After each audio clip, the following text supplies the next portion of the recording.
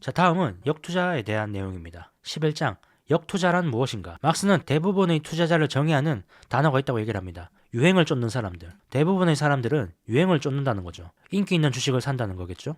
우리가 투자에 성공을 하기 위해서는 이 인기를 쫓는 사람들과 반대로 움직여야 된다는 겁니다. 그게 바로 역투자죠. 남들과 반대로. 탐욕에서는 다른 사람들이 탐욕을 부릴 때는 매도를 하고 다른 사람들이 공포에 떨고 있을 때는 매수를 해야 된다는 거죠. 이게 바로 역투자입니다. 버블의 끝은 매수할 만한 사람들이 사라졌을 때, 마지막 버틴 한 사람이 포기하고 매수를 했을 때 찾아옵니다. 그리고 다음 날엔 그보다 훨씬 더 저가에 샀던 매수자들이 매도자로 바뀌면서 시세는 떨어지기 시작하죠. 우리는 그런 사람들과 반대로 해야 됩니다. 모든 사람들이 사려고 할 때 팔아야 된다는 거죠. 그때가 가장 가격을 비싸게 받을 수 있기 때문입니다. 다만 그렇게 하는 것이 쉽지는 않습니다. 이 내재의 가치에 대한 신념이 있어야 되고 배짱도 있어야 되고 군중 심리에 저항할 수 있는 능력도 있어야 되죠. 즉 경험이 있어야 됩니다. 책에 나오는 메모를 한번 보겠습니다. 경험이 있어야 한다. 지지 세력도 있어야 한다. 시장이 이성으로 채워지기를 기다리는 동안 잘 넘길 수 있는 시간이 충분하지 않다면 당신은 가장 전형적인 희생자가 될 것이다. 평균 수심 약 150cm인 시냇물을 건너다가 물에 빠져 죽었다는 키가 180cm인 남자처럼 말이다. 2004년 7월 25일 중도라는 메모에 나온 내용입니다. 이 내용이 중요한데요. 평균 수심이 약 150cm인 시냇물을 건너다가 키가 180cm인 사람이 죽었다는 거죠. 물에 빠져서. 평균의 함정이죠. 우리는 저가에 사서 장기 투자를 하면 된다고 생각하지만은 현실은 그렇게 우리 생각대로 되지 않는다는 그런 뜻입니다. 평균 150이라는 말은 이런 식으로 모든 강의 깊이가 150이라는 뜻이 아니라 처음에는 100, 110, 120 이러다가 어느 순간 갑자기 2m 30, 2m 40 하기 때문이죠. 키가 180cm인 남자가 여기서 표지판을 봅니다. 강의 평균 깊이는 150cm입니다. 그러면 자기는 180cm니까 의기양양하게 건너겠죠. 근데 처음엔 무릎으로 가다가 여기서 갑자기 빠져버리는 겁니다. 그렇게 죽는 거죠. 이거를 역투자, 장기투자라고 생각을 해보면 됩니다. 역투자를 하면 됩니다. 장기투자를 하면 됩니다. 근데 이런 변수가 있다는 거죠. 이 표지판만 보고 생각을 하면 어렵다는 겁니다. 이 역투자마저도 완벽하게 신뢰할 수는 없다는 그런 뜻이죠. 대부분의 시기에 시장은 역투자를 할 만큼 그렇게 과열된 상태가 아닙니다. 보통. 또 버블이 진행될 때조차 너무 비싼 가격과 내일 떨어질 가격은 완전히 다르다는 것을 기억해야 한다. 지금 가격이 너무 비싸다고 해서 내일 반드시 떨어질 것은 아니라는 거죠. 앞서 말했다시피 시계추가 이쪽 방향으로 어디까지 갈지는 모릅니다. 계속 비싼 가격을 유지할 수가 있다는 거죠. 그리고 마찬가지로 너무 쌀 수도 있습니다. 계속. 시세는 너무 비싸거나 너무 싼 채로 몇 년간 지속될 수 있습니다. 결국 이 역투자를 하는 것만으로 충분하지 않습니다. 다수와 반대로 하는 것만으로는 충분하지 않다는 거죠. 단지 반대여서가 아니라 그들이 왜 틀렸는지 알고 그렇게 해야 된다는 거죠. 단지 모든 사람들이 주식을 사기 때문에 팔아야 되는 것이 아니라 이 모든 사람들이 주식을 팔기 때문에 지금 주식시장은 고평가되어 있고 내재 가치보다 고평가되어 있기 때문에 주식을 팔아야 된다. 그렇게 생각을 해야 된다는 거죠. 여기에서 중요한 개념이 하나 있습니다. 투자자 대다수가 공통적으로 갖는 견해는 거의 항상 틀린다라는 건데요. 어떤 투자 대상을 놓고 여론이 하나로 뭉치면 그 투자의 수익 가능성은 사라져버립니다. 모든 사람이 좋아한다면 모든 사람들이 그 주식을 사려고 할 것이고 그러면은 가격이 오를 겁니다. 근데 가치는 그대로 있겠죠. 계속 성장을 하겠지만은 현재 시점에서는 가치가 그대로 있을 겁니다. 가치는 그대로인데 가격은 오르는 거죠. 그리고 모든 사람들이 그 주식을 가지고 있기 때문에 그 주식을 더 이상 사줄 사람이 없습니다. 그런 상황에서 누군가 한 사람이 팔기 시작한다면은 주가는 오히려 떨어질 가능성만 남아있다는 거죠. 반대로 어떤 자산이 그 자산이 싸다는 건 모두가 알아 라는 말은 성립되지 않습니다. 모두가 그 사실을 알고 그렇게 되면 더 이상 싸지 않게 되겠죠. 왜냐하면 싸다고 생각했으면 사기 때문이죠. 자, 그래서 모두가 아는 것을 투자에서는 돈을 벌 수 없습니다. 모두가 싸다고 생각하거나 모두가 좋다고 생각하는 것, 그런 것을 사서는 돈을 벌 수 없다는 거죠. 책에서 제일 첫 번째 말한 것, 남들과는 다르면서도 옳은 생각을 해야 됩니다. 다른 사람들이 과소평가하는 것을 매입해야지 큰 돈을 벌 수 있습니다. 다른 사람들이 과소평가하는 것을 매입하고 실제로 그 과소평가보다 실제 가치는 더 좋았을 때, 그게 맞아 떨어졌을 때 돈을 벌 수 있습니다. 두 가지 요소가 있다는 거죠. 다른 사람들이 보지 못하거나 평가하지 못하는 가치를 보는 것, 그런 가치는 가격에 반영되지 않죠. 그렇기 때문에 쌀 겁니다. 그리고 그 가치가 실현되도록 기다리는 것, 그 인내심이 필요합니다. 다시 2008년에 금융위기 사태로 한번 가보겠습니다. 2008년 10월 중순에 리만 브라더스가 파산을 하니까 주식시장이 급락을 하기 시작합니다. 근데 그 누구도 이 하락이 언제 끝날지 알 수 없었죠. 누군가 아주 조금 낙관적인 얘기를 한다면은 그 사람은 아주 지나치게 낙관적인 사람으로 평가받았습니다. 모든 사람들이 비관을 하고 있었던 상황이죠. 자, 근데 우리는 이런 투자자들과 반대로 행동을 해야 된다고 말씀을 드렸었죠. 그리고 이 더 전에 투자 프로세스에서는 의심, 불신, 회의 같은 것이 필수적이라고 얘기를 했습니다. 근데 이 회의라는 것, 의심, 이 말은 비관이라는 말과 동의어는 아닙니다. 같은 뜻은 아닙니다. 지나치게 낙관적일 때 이런 시점에서는 회의 플러스 비관이 더해져야 됩니다. 비관. 모든 사람들이 좋아질 거야 라고 생각하니까 거기에 의심을 하는 거죠. 회의심을 가지면서 플러스 안 좋아지지 않을까? 비관으로 더해야 된다는 거죠. 그리고 반대로 이 시점에서는 회의 플러스 낙관이 더해져야 됩니다. 모두가 안 좋아질 거야 라고 할 때 과연 그럴까? 의심, 회의를 하면서 좋아지지 않을까? 이 낙관적인 관점을 추가를 해야지 돈을 벌 수 있다는 그런 의미죠. 자, 여기까지 왔으면 이제 뭐가 문제인지 확실해졌습니다. 문제는 다수의 사람들이 고점에서 낙관적이고 저점에서 비관적이 되는 게 바로 문제입니다. 이렇게 시장이 올라갔다 내려갔다 올라갔다 내려갔다를 반복을 하죠. 보통 사람들은 여기서 계속 낙관을 하고 탐욕을 부립니다. 반대로 이 저점에서는 공포에 빠지고 비관을 하죠. 이런 상황을 우리가 유리하게 이용하려면 우리는 고점일 때 낙관론에 회의적이고 저점일 때 비관론에 회의적이어야 됩니다. 즉 고점에 매도를 하고 저점에 매수를 해야 된다는 거죠. 아주 쉬워 보이지만 말했다시피 역시 쉬운 일은 아닙니다. 그럼에도 불구하고 우리는 이런 노력을 계속 해야 된다는 거죠. 역투자를 하기 위해서 계속 노력을 해야 된다는 그런 뜻입니다. 자, 12장 저가 매수 대상을 찾아라. 이번 장에서는 포트폴리오를 구축하는 그런 프로세스, 과정을 한번 보겠습니다. 현명한 포트폴리오 구축 프로세스. 포트폴리오 구축의 첫 번째 단계는 잠재적 투자 대상을 선별하는 겁니다. 자신이 생각하는 최소한의 기준을 충족시키는 투자 후보 목록을 만들어야겠죠. 예를 들어서 경제적 해자가 있는 주식을 선별해서 후보군에 올려놓는다. 이런 것도 하나의 기준이 될 수 있겠죠. 저 같은 경우에는 한국에 투자를 할 때는 제일 먼저 보는 게 이 경영진이 이 주주를 우선시하는가, 그걸 가장 먼저 고려를 합니다. 그런 경영진이 경영하는 회사들을 먼저 선별을 한다는 거죠. 그러기 위해서는 자사주 매입이라든지 배당이라든지 그런 요소들을 봐야겠죠. 어쨌든 자신만의 기준을 가지고 이 잠재적인 투자 대상들을 후보군을 만드는 겁니다. 그게 첫 번째 단계고요. 두 번째 단계는 그 목록 안에 있는 투자 대상의 내재 가치를 평가하는 겁니다. 그런 투자 목록이 10개가 있다면 그 중에서 몇 개를 선택하는 게 투자자가 해야 할 일이죠. 물론 ETF를 사는 것도 하나의 방법이 될 수 있습니다. 그러나 훌륭한 투자자가 되기 위해서는 반드시 선별을 하는 과정을 거쳐야 된다는 거죠. 벤자민 그레임이 쓴 증권 분석이라는 책이 아주 유명하죠. 그 책의 편집자가 시드 코트레라는 사람인데 그 사람은 이런 말을 했다고 합니다. 투자는 상대적인 선택의 훈련이다 라고 말이죠. 하워드 막스는 이 말을 35년 동안 명심했다고 합니다. 반드시 비교를 하고 존재하는 모든 가능성 중에서 최고를 선택하는 것, 그게 상대적 결정이고 투자자가 해야 할 일이라는 거죠. 이제 두 번째로 내재 가치를 봤으니까 그 내재 가치 대비 가격이 어떤지 판단하는 게 세 번째 단계입니다. 자, 탁월한 투자를 가능케 하는 것은 무엇일까요? 대부분 가격의 문제입니다. 가격의 문제. 우리가 투자자로서 목적으로 삼아야 될 것은 좋은 자산을 찾는 것이 아니라 성공적인 매입을 하는 겁니다. 따라서 어떤 자산을 사느냐가 아니라 그 자산에 얼마를 지불하느냐가 중요합니다. 아주 맛있는 국밥집이 있다고 해보죠. 근데 11만원, 12만원이라고 해봅시다. 그런 국밥을 먹는 게 좋은 행동일까요? 그렇지가 않다는 거죠. 많은 실수가 이 좋은 자산과 성공적인 매입을 구분하지 못해서 발생을 하는 경향이 있습니다. 저도 미국 테크주들을 많이 투자를 하기 때문에 기술적인 부분을 많이 유튜브로 배우는데요. 보통 기술자들이 그런 실수를 좀 하는 것 같습니다. 어떤 회사가 기술력이 엄청나게 좋지만은 그 기술력이 엄청나게 좋다고 그렇다고 해서 그 회사가 좋은 투자 대상이라는 것을 의미하진 않는다는 거죠. 그렇게 좋다고 생각하지만은 그렇게 좋지만은 가격이 너무 비싸다면은 그 투자 자산은 투자할 매력적인 투자 대상이 아니라는 거죠. 이번 장의 주요 목적이 성공적인 매수를 가능케 하는 것은 무엇인가? 라는 건데요. 성공적인 매수라는 것은 싼 가격의 주식을 매수하는 겁니다. 자, 근데 어떤 저가 자산을 찾았을 때, 어떤 싼 주식을 찾았을 때 싸다고만 해서 그 주식을 사서는 안 됩니다. 지금 그 주식이 왜 인기가 없는지 그 이유를 알고 행동을 해야 된다는 거죠. 가치는 높은데 가격이 낮은 어떤 자산이, 어떤 주식이 있다면 그 주식의 가격은 왜 쌀까요? 보통은 사람들이 합리적으로 생각하지 않거나 또 그 회사에 대해서 제대로 이해를 하지 못하기 때문에 그런 낮은 가격이 형성이 됩니다. 그 회사를 공정하게 보지 못하고 겉이 아닌 속을 들여다보지 못하고 편견, 비난 같은 것을 극복하지 못했을 때 가치 대비 낮은 자산이 발생을 합니다.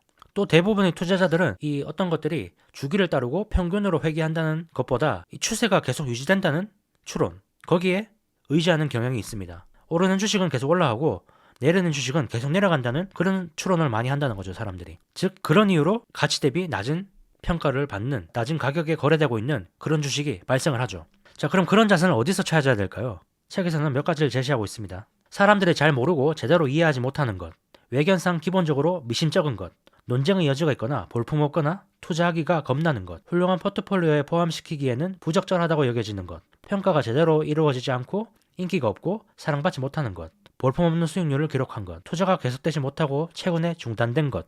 자, 이런 내용들을 한 문장으로 요약하면 이겁니다. 자산에 대한 투자자들의 인식이 실제보다 훨씬 나쁜 것. 실제는 가치입니다. 인식은 가격이 되겠죠. A라는 주식의 가격이 가치보다 나쁜 것. 사람들이 어떤 A라는 주식에 대해서 가지고 있는 인식이 실제보다 훨씬 나쁠 때 가치보다 가격이 낮은 상황이 발생을 한다는 거죠. 그런 것들을 찾아보면은 실제 가치보다 낮은 가격에 거래되는 주식을 찾을 수가 있다는 그런 뜻이 되겠죠. 자, 다음 13장 인내심을 가지고 기다려라. 상황에 따라서는 아무것도 안 하는 것이 최선의 방법일 수도 있습니다. 즉 저가 매수를 기다리는 게 최고의 전략이 될 수도 있다는 거죠. 오크트레이 투자 모토 역시 이것과 비슷합니다. 우리는 투자 대상을 찾지 않는다. 투자 대상이 우리에게로 찾아온다. 버핏이 그런 경우가 많죠. 항상 위기가 오면은 현금을 많이 가지고 있는 버핏한테 이 위기인 기업들이 많이 찾아가죠. 좀 인수를 해달라든지 주식을 좀 사달라든지 이런 식으로 말이죠. 그래서 버핏은 이렇게 말했죠. 이거다 싶은 상황이 나타날 때까지 수많은 기회를 그냥 보내도 된다. 버핏이 투자를 야구에 비유한 것처럼 이 막스도 이 투자를 야구에 비유했습니다. 투자는 방망이를 무조건 휘두를 필요가 없는 삼진 아웃이 없는 그런 야구 게임이라는 거죠. 어떨 때는 시장이 삼성전자라는 공을 9만 원에 던졌다가 8만 원에 던졌다가 어쩔 때는 또 3만 원에 던졌다가 4만 원에 던지기도 하죠. 확실하게 싼 공이 날라올 때까지 우리는 기다리기만 하면 됩니다. 기다리다가 확실히 가격이 쌀 때 그리고 외야수가 졸고 있을 때 그때 방망이를 휘두르면 되죠. 그런 공이 날라오지 않는다면은 방망이를 놓고 기다려도 상관이 없죠. 이 막스는 이 무리하게 어려운 공을 치려고 하는 것보다 즉 손실을 입는 투자를 하는 것보다 수익을 올릴 수 있는 기회를 놓치는 것이 낫다고 생각을 하고 있습니다. 확실하게 쌀 때가 아니면 그냥 공을 보내는 거죠. 누군가 그런 공을 쳐서 수익을 올리더라도 말이죠. 수익을 내기가 어려운 시장에서 사람들은 어떻게든 수익을 내려고 하죠. 리스크를 더 올려서라도 투자 수익을 내려고 합니다. 근데 그럴 경우에는 항상 손실이 발생을 했습니다. 기회가 없을 때는 이 기회가 생기길 바란다고 해서 생기지 않는다는 거죠. 기회가 없을 때는 그냥 기다리는 게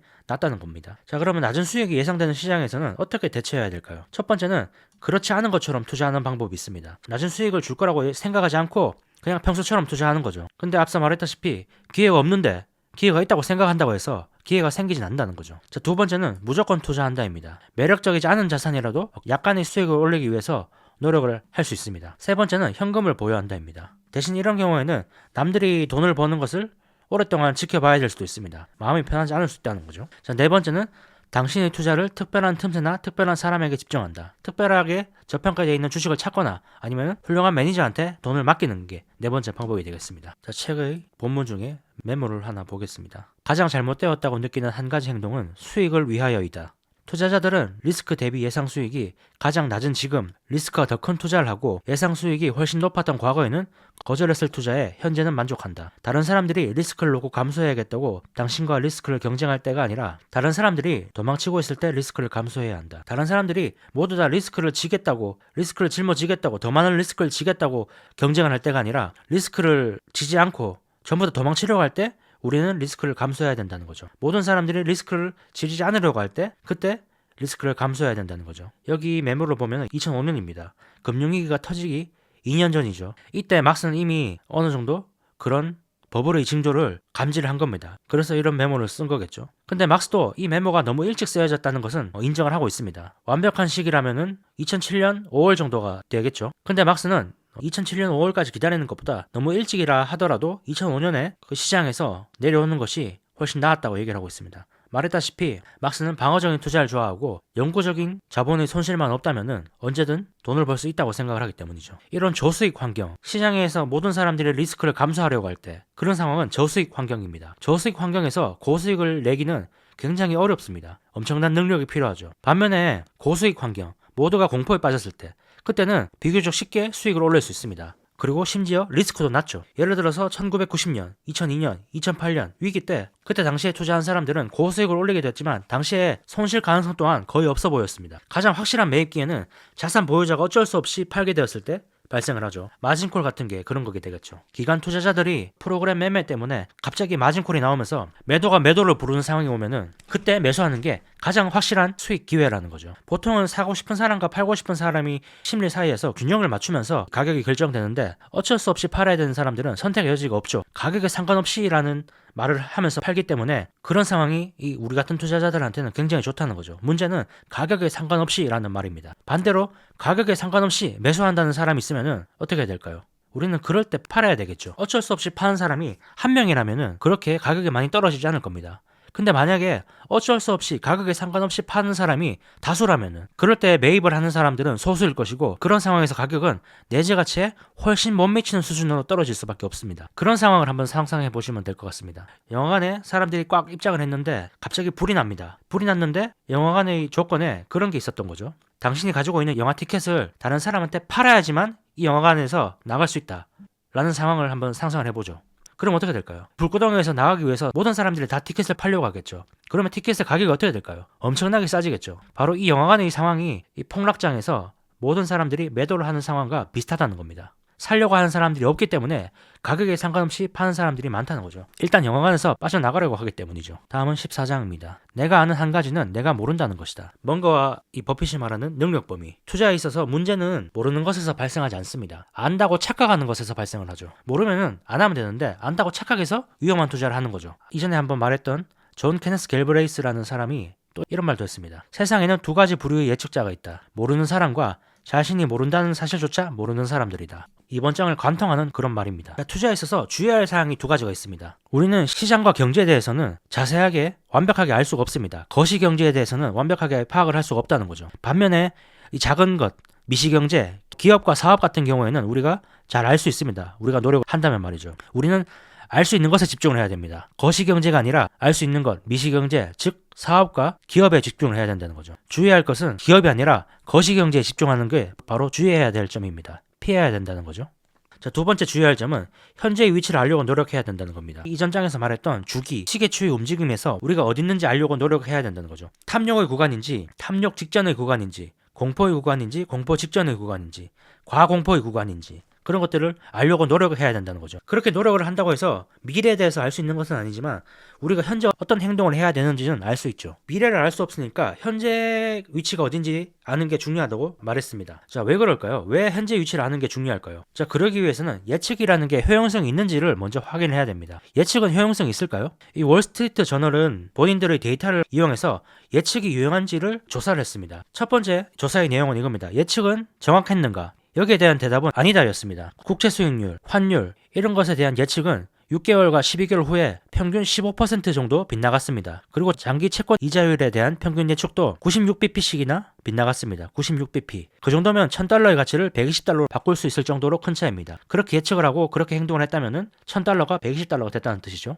그만큼 예측이 크게 실패했다는 겁니다. 자, 그렇다면 그런 예측은 유용했는가? 당연히 그렇지 않겠죠. 예측이 유용하려면 정확하게 맞춰야 됩니다. 월스트리트가 조사한 예측 중에서 정확한 예측은 거의 없었습니다. 세 번째, 예측의 원천은 무엇이었는가? 대부분의 예측은 추정을 기반으로 했습니다. 추정, 과거를 보고 미래를 봤다는 거죠. 이 경제학자들은 대부분 백미러를 보고 운전하는 사람들이죠. 우리가 책에서 계속 얘기했다시피 과거가 이랬으니까 미래도 그럴 거야 라는 가정은 이 블랙스완이 나타나 버리면 굉장히 큰 손실로 연결됩니다.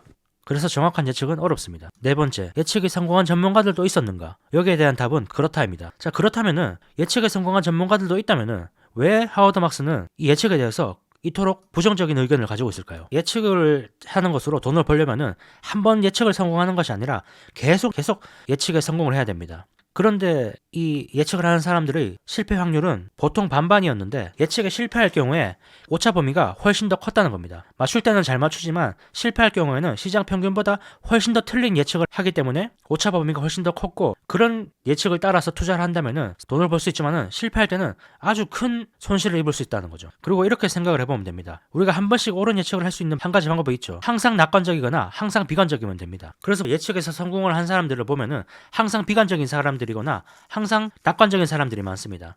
두드러지는 모습이 항상 비관적인 사람들이죠. 마이클 버리 같은 투자자는 2008년 금융위기를 한번 맞춘 다음에 계속 부정적인 의견을 내놓고 있죠. 조금 더 자세하게 보겠습니다. 자, 거시경제를 예측하는 사람들을 한번 보겠습니다. 대개 사람들은 최근 과거와 매우 유사한 미래를 예상합니다. 미래를 보고 과거를 예상하기 때문에 과거와 유사한 미래를 예측할 수밖에 없다는 거죠. 따라서 미래가 과거와 비슷하게 나타나면은 그럴 것이라고 정확히 예측한 사람들도 큰 수익을 올리지 못할 겁니다. 대부분의 사람들이 똑같은 예측을 하기 때문에 과거와 미래가 똑같을 것이라고 예측을 하기 때문에 모든 사람들이 거기에 베팅하면은 배당률은 떨어질 수밖에 없죠. 큰 수익을 올리지 못한다는 겁니다. 그런데 그런 상황에서 가끔 미래가 과거와 매우 다른 상황이 나타날 때가 있습니다. 모든 위기는 항상 그런 식으로 시작을 하죠. 그럴 경우에는 손실이 엄청나게 커집니다. 자, 정리를 하자면은 이 거시경제 예측을 해서 성공을 하면은 수익은 적고 실패를 하면은 크게 손실을 봅니다. 상방은 막혀 있는 반면에 하방이 열려 있는 거죠. 그런 투자는 절대로 해서는 안 됩니다. 이 주식 투자라는 것이 기본적으로 좋은 이유는 하방은 막혀 있고 상방은 열려 있기 때문이죠.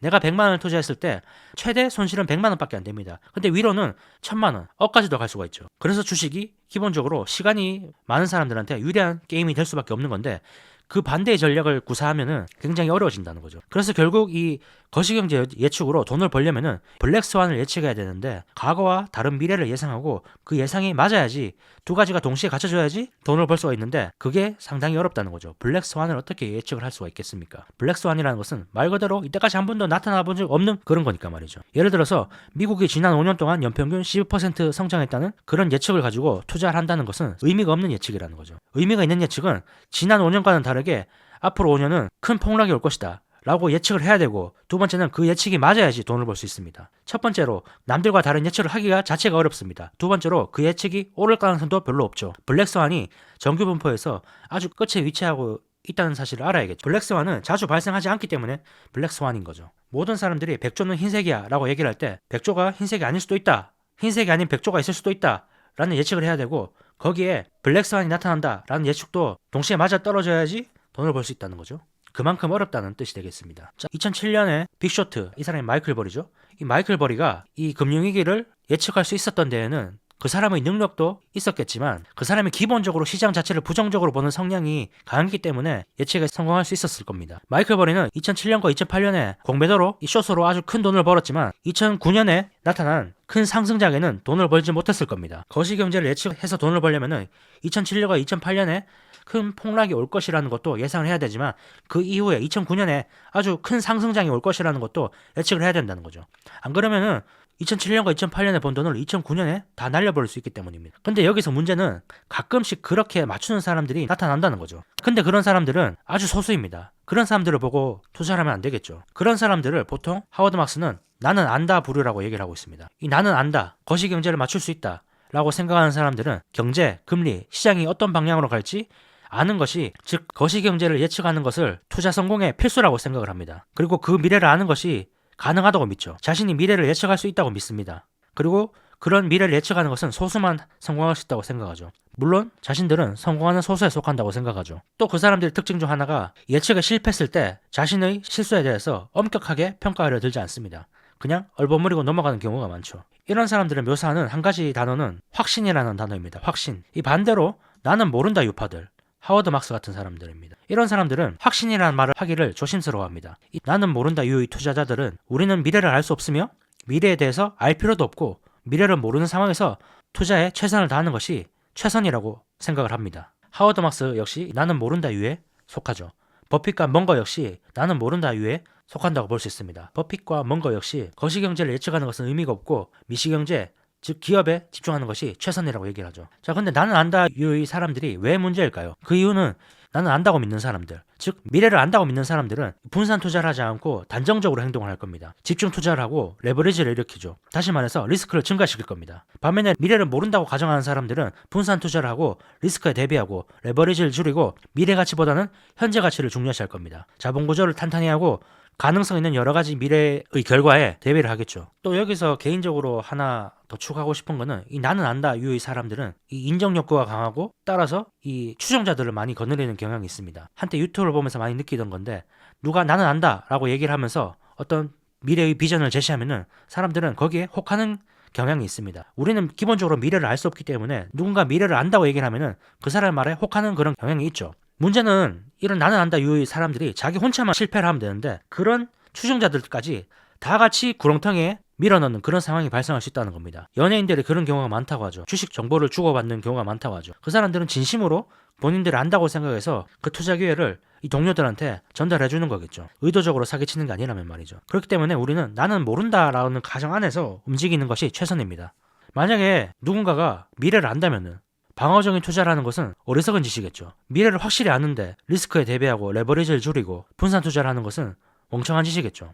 예를 들어서 재벌집 막내 아들이라는 드라마를 보셨는지 모르겠는데 그 드라마를 보면은 주인공이 과거로 돌아가죠. 과거로 돌아가서 어디가 오르고 어디가 떨어질지 알기 때문에 이 돈을 엄청나게 버는 그런 장면이 나옵니다. 그런 사람이라면은 분산 투자를 할 필요가 없죠. 어디가 오르는지 정확하게 알기 때문에 그것만 사면 됩니다. 거기에 집중 투자를 해서 레버리지를 일으켜서 사면 됩니다. 정확한 시기 역시 알 수 있기 때문이죠. 근데 그런 사람은 없죠, 현실에. 우리는 대부분의 것을 잘 모릅니다. 그렇기 때문에 우리는 그 상황에서 최선을 다해야 되죠. 그 상황에서 최선을 다한다는 것은 리스크에 대비라고 레버리지를 줄이고 분산 투자라고 그런 게 되겠죠. 마크 트웨이는 이런 말을 했다고 합니다. 몰라서 문제가 되는 것이 아니라 확실히 알고 있다는 것이 사실이 아니라는 것이 문제다. 자, 다음 장 15장 우리가 어디에 있는지 파악하라. 이 앞선 장에서 말한 주기, 사이클, 시계추의 움직임 이 주기에 관련해서 우리는 무엇을 해야 할까요? 자, 첫 번째 우리가 할 수 있는 행동